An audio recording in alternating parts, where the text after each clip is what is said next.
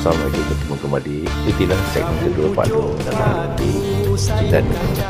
Panggang ikan puyuh tumbuk sambal belacan, celok pucuk labu buah ulang, tanok nasi beras usang. Oh, ikan kering anak tambah.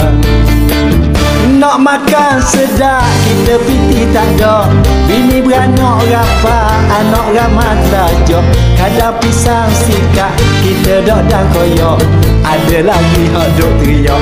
Oh, ni kecil hak tu berak.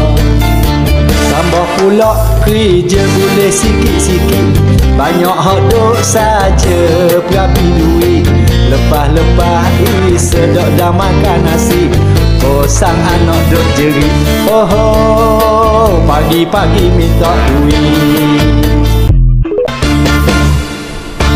Rabu pucuk paku sayur kacang, panggang ikan puyuh tumbuk sambal belacan, celok pucuk labu buah ulang, tanok nasi beras usang. Oh, ikan kering anak tambah.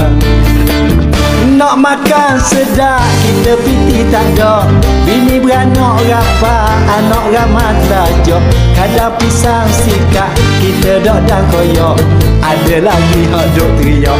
Oh, ni kecil hak tu berak. Tambah pula kerja boleh sikit-sikit, banyak hak dok saja berapi duit, lepas-lepas sedok dah makan nasi, sang anak duk jerit.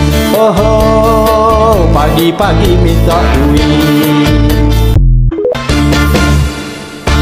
Rabu pucuk paku sayur kacang, panggang ikan puyuh tumbuk sambal belacan, celok pucuk labu